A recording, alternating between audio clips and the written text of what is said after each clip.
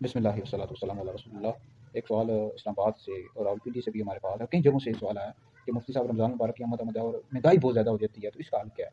देखिए, मुसलमानों की बहुत ज़्यादा बदकिस्मती है, ये मुसलमान ही होते हैं जो नफ़ा कमाने के चक्कर में महंगाई कर देते हैं और अपने ही मुसलमानों को से नफ़ा कमा रहे थे। हालाँकि रमज़ान मुबारक का महीना बरकतों वाला, रहमतों वाला महीना, इसमें चीज़ें सस्ती कर देनी चाहिए। आप बाहर के ममालिक में देखें तो चीज़ें सस्ती हो जाती है रमज़ान मुबारक के महीने में, लेकिन यहाँ पाकिस्तान में देखें, चूँकि हुकूमती सतह पर इसका मसला हल होना चाहिए। हमारी हुकूमत से भी गुज़ारिश है कि रमज़ान मुबारक में आप लोगों को रिलीफ़ दें, उनकी मदद करें, उनके ताउन के साथ ताउन करें।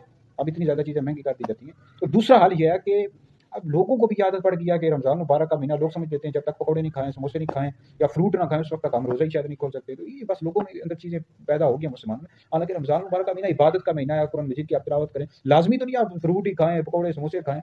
बस ये लोगों के अंदर ये चीज़ें पता नहीं क्यों पैदा हो गई हैं कि वो समझते हैं कि शायद रमज़ान मुबारक खाने-पीने का, हालाँकि रमज़ान मुबारक जो है इबादत का महीना है, इसमें ज़्यादा से ज़्यादा इबादत की जाए और कोशिश करें थोड़ा खाएँ, सुथरा खाएँ और ज़्यादा इबादत करें।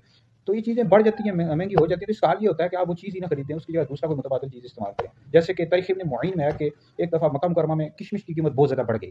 तो लोगों ने सैयदना मौला अली मुर्तज़ा रज़ियल्लाहु तआला अन्हु की खिदमत में हाज़िर गुज़ारिश की कि किशमिश की कीमत बढ़ गई। तो आपने फरमाया किशमिश की जगह खजूर इस्तेमाल करो, किशमिश की कीमत खुद ही गिर जाएगी। तो अब ज़ाहिर बात है रमज़ान मुबारक में मुर्गी की कीमत बढ़ जाती है, फ्रूट, ये जो मसाले होते हैं, इनकी चीज़ें कीमत बढ़ जाती है। तो इसका हल ये होता है कि आप उसकी जगह कोई मुतबादिल चीज़ इस्तेमाल करें। जैसे चीनी महँगी हो गई तो गुड़ इस्तेमाल कर लें और इसी तरह मुर्गी महँगी हो गई, लाज़मी मुर्गी खानी है, सब्ज़ी खा लें भाई।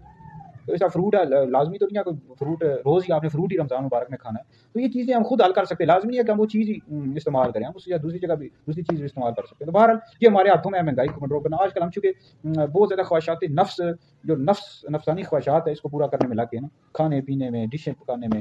हालाँकि जो हम सहाबा किराम रिज़वान की ज़िंदगी का मुताला करते हैं, तो वो इस तरह की चीज़ों में नहीं पड़ते थे, वो इबादत में लगे रहते थे और रमज़ान मुबारक में तिलावत कुरान और नवाफ़िल, ये चीज़ें सहाबा किराम रिज़वान किया करते थे। हम लोग बस इन चीज़ों में लग पड़े हैं, खाने-पीने में, इन मामलात में।